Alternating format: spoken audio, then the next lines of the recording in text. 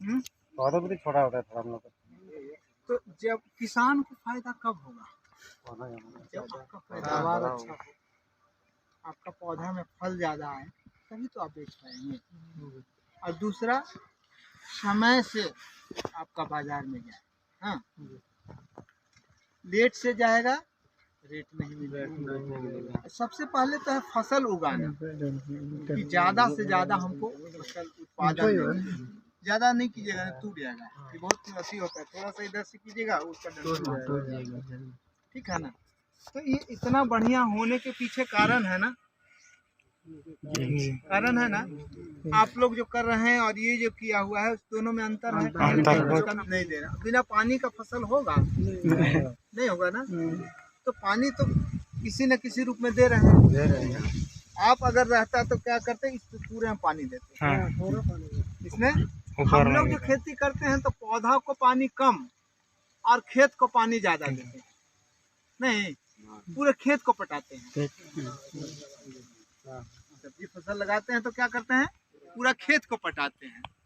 लेकिन पानी किसको चाहिए? पौधा के जड़ को चाहिए। इसको नहीं ना चाहिए, पत्ती को, डंठल को नहीं चाहिए। पानी किसको चाहिए? जड़ को। अगर जड़ में हम ही पानी दे दें तो पानी बचेगा ना। जड़ में तो कम पानी का जरूरत पड़ेगा ना, जितना जरूरत है उतना ही पानी दे पाएंगे। तो यहाँ जो पानी देने का तरीका है वो है पौधा के जड़ में। जहाँ जहाँ पौधा है वहाँ वहाँ देखिए नमी है, नमी वहाँ पे मॉइस्चर बना हुआ है। यहाँ पे एक पाइप लगा हुआ है, ये इसका सिंचाई का व्यवस्था जो है उसको कहते हैं टपक सिंचाई। बूंद बूंद सिंचाई भी, ड्रॉप वाटर भी गिरता है, बूंद बूंद करके पानी गिरता है। ठीक है ना, इसलिए इसको टपक सिंचाई विधि कहते हैं, ड्रिप इरिगेशन कहते हैं, माइक्रो ड्रिप इरिगेशन कहते हैं, सूक्ष्म सिंचाई विधि। सिंचाई का छोटा तरीका है, जैसे फव्वारा से भी देते हैं। ये जिसमें पाइप जो लगा हुआ है, ये देखिए ये पाइप है, इसमें देखिए जगह जगह पे छेद है ना।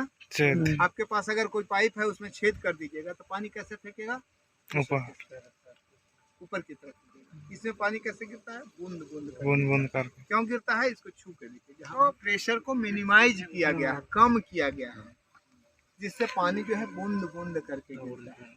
हाँ, इसीलिए जो है 40 सेंटीमीटर, ठीक है ना। तो ये टपक सिंचाई विधि से इसमें जो छेद बना हुआ है, ये जो पाइप है वो दो तरह का होता है, एक 2 LPH का, एक 4 LPH का।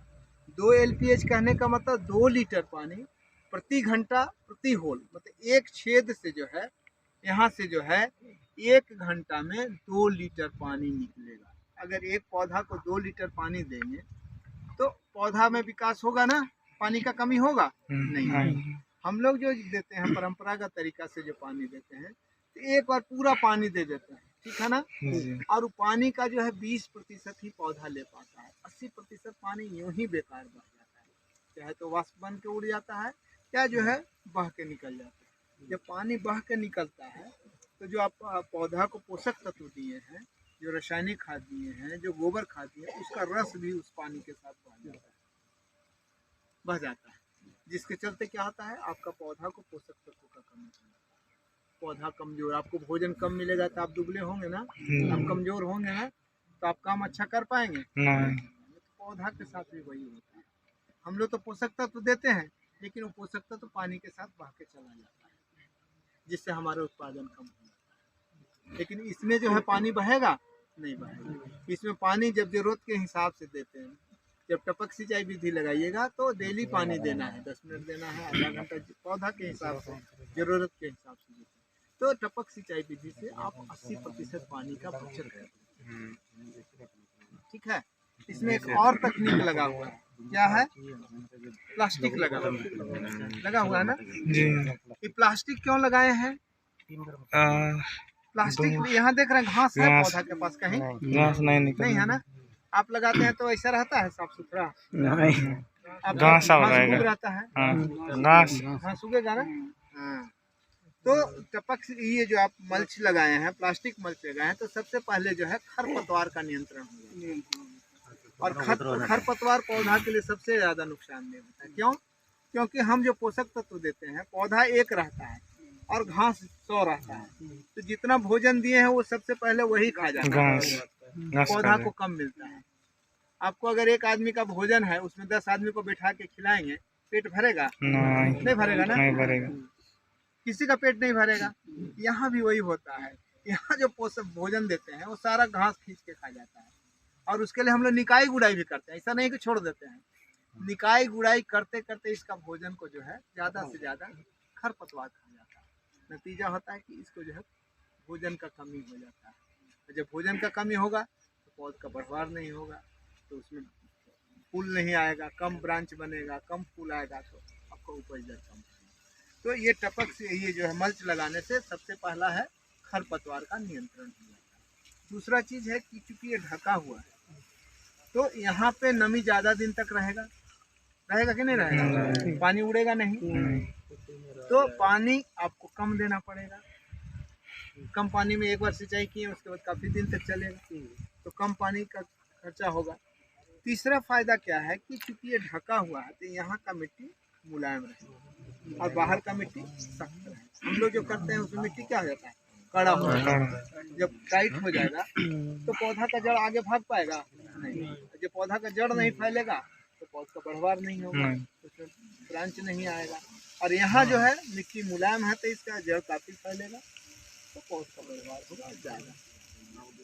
और सबसे अंतिम फायदा क्या होता है कि अगर आप प्लास्टिक मल्च कर दिए हैं तो एक बार अगर प्लास्टिक मल्च कर दिए हैं तो इसी दूरी का जो है 3 फसल आप ले सकते हैं। मतलब एक बार प्लास्टिक मल्च कर देने से साल भर आप जो है फसल लगा सकते हैं।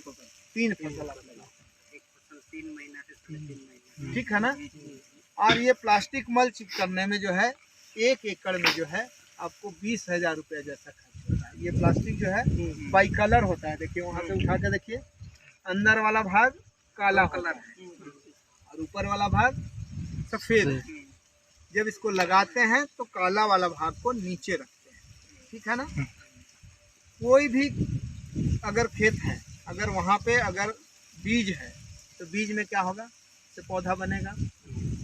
खेत में जो है घास का बीज गिरा हुआ है तो घास उगेगा, ऐसा नहीं कि यहाँ नहीं हुआ है, घास यहाँ भी उगा है। लेकिन क्या है कि कोई भी पौधा है, कोई भी घास है, वो भोजन कहाँ बनाता है? सूर्य की रोशनी, प्रकाश संश्लेषण जिसको कहते हैं, फोटोसिंथेसिस, तो वहाँ पे भोजन बनाते हैं। यहाँ चूंकि प्लास्टिक से ढका हुआ है और अंदर वाला भाग काला है तो सूर्य का रोशनी वहाँ नहीं पहुँच रहा है, तो वहाँ जो घास निकल रहा है भोजन नहीं बना पा रहा है, इससे मर जा रहा है, आगे नहीं बढ़ पा रहा है। तो जितना भी हम पोषक तत्व दिए, जितना जो भोजन दिए, किसको मिल रहा है? पौधा। इसी के चलते ये पौधा जो है इतना बढ़िया है, ठीक है ना। तो आप भी प्लास्टिक मल्च कर सकते हैं। 20,000 रुपया में 3 फसल होगा, तो एक फसल के लिए 6,500 रुपया हो गया। अगर 6,500 रुपया खर्च करके अगर आपका आमदनी दुगना हो जाए, आपका पैदावार दुगना हो जाए, तो आपको फ़ायदा है ना। तो किसानों को जो है अब तकनीक पे काम करने की ज़रूरत है, तब जाके आपको ज़्यादा से ज़्यादा फायदा, ठीक है। 6,000 रुपये समझे ना, समझ रहे हैं ना। खाद वगैरह तो एक ही बार उसमें लगा? हाँ, एक ही बार खाद नहीं लगा, इतना बड़ा बड़ा 4 को एरिया होगा ना, 50